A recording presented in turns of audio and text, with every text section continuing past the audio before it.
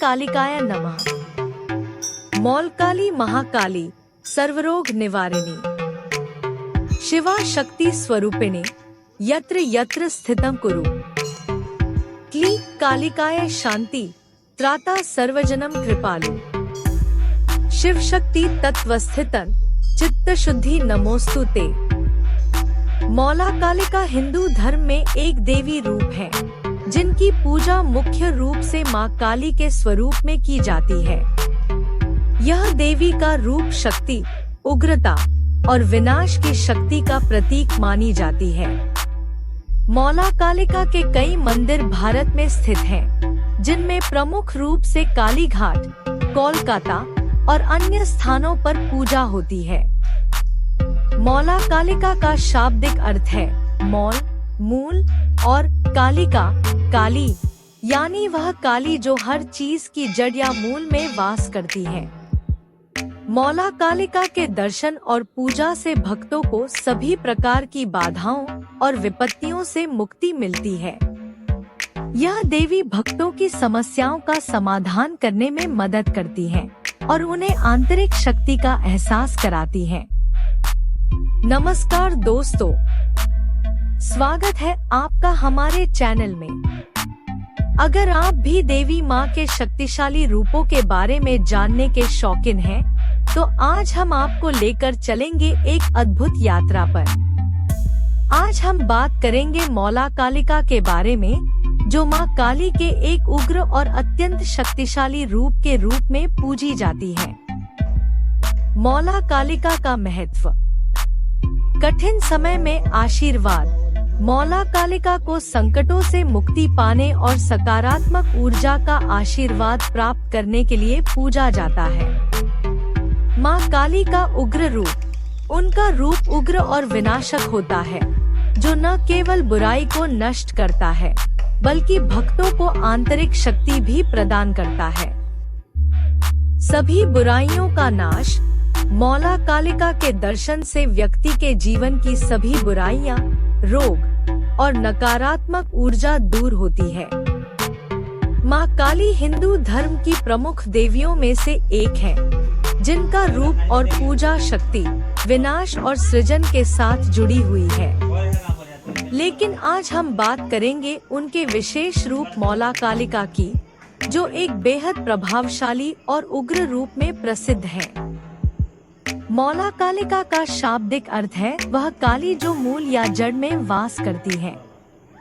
माना जाता है कि मौला कालिका के रूप में मां काली की उपासना से जीवन की सभी समस्याओं का समाधान होता है।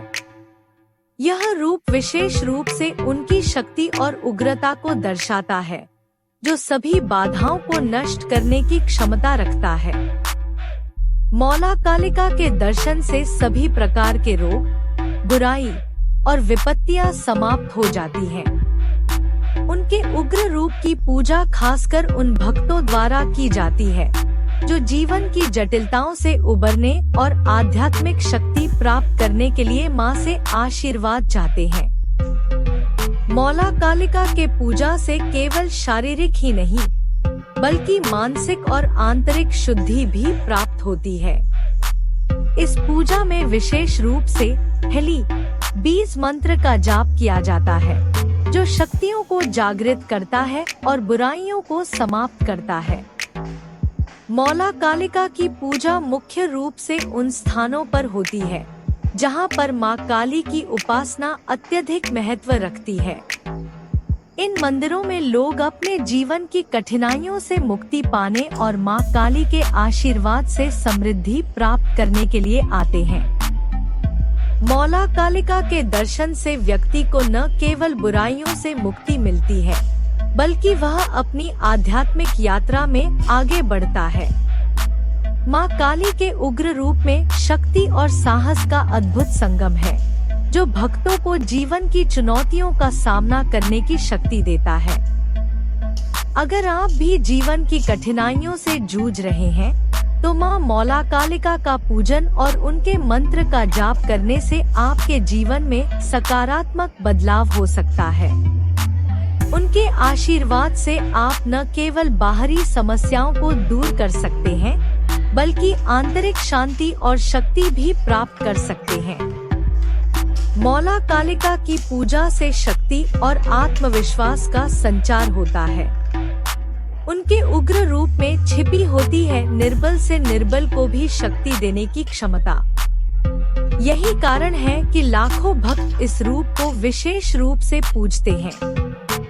नेपाल का सेंट्रल इलाका, जिसे हिमवतखंड के नाम से जाना जाता है, ऋषियों की तपोभूमि है।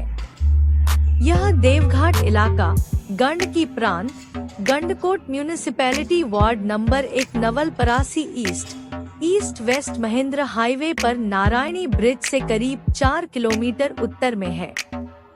टाड़ा एक मशहूर तीर्थ स्थल है और समुद्र तल से 561 मीटर की ऊंचाई पर शक्तिशाली नवमौला भगवती मंदिर है। 15वीं सदी के आखिर और 16वीं सदी की शुरुआत के आसपास करीब 500 साल पहले पाल्पा के राजा मणिमुकुंद सेन के राज में एक कहानी है कि उस समय की सेना की टुकड़ी अपने किले में मौलो गादी पत्थर लगाकर कालिका भगवती की पूजा कर रही थी। उस राजा के राजगद्दी पर बैठने के बाद जिस जगह पर पत्थर लगाया गया था, वहाँ एक बड़ा साल का पेड़, ओरीपोरी की एक पत्थर की दीवार, धमीरा का खाया हुआ लकड़ी का एक टुकड़ा, सांप के आकार के कुछ काले रंग के गोल पत्थर, लगभग राख जैसे हथियार और एक पत्थर का सुआ भी था। 1990 के भूकंप में उस साल का पेड़ गिर गया। वहाँ की ऐतिहासिक चीजें और इमारतें तबाह हो गयी। गांव के आदिवासी धीरे धीरे दूसरी जगह जाने लगे। बाहर से आए लोगों की इतनी दिलचस्पी नहीं थी। मंदिर जाकर पूजा पाठ करने का रिवाज धीरे धीरे खत्म हो गया। जनवरी 2032 में गैंडाकोट 1 के रहने वाले काशीनाथ पौडेल ने सपने में कालिका भगवती को देखकर एच कुमान सिंह गुरुंग के साथ मंदिर की जगह पर पहुँचे। कुछ दिनों बाद सभी गांव वालों ने मिलकर पत्थर और मिट्टी से एक छोटा सा मंदिर बनाया। मौलकालिका मंदिर नेपाल के नवलपरासी जिले के गैंडाकोट में स्थित देवी कालिका का एक प्रसिद्ध हिंदू मंदिर है। 1882 सीढ़ियां चढ़कर मंदिर तक पहुंचा जा सकता है।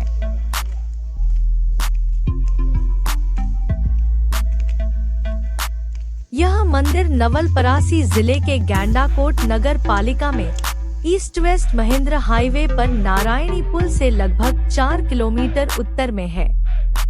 मौलकालिका भगवती का मंदिर समुद्र तल से 561 मीटर की ऊंचाई पर एक पहाड़ी जंगल के किनारे पर है।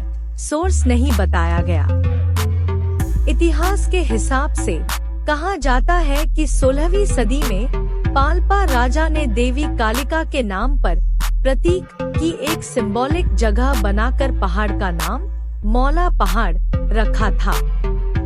ऐसा माना जाता है कि हिंदू पौराणिक कथाओं के अनुसार देवी काली या कालिका माई को एनर्जी, पावर और नई शुरुआत का सिंबल माना जाता है।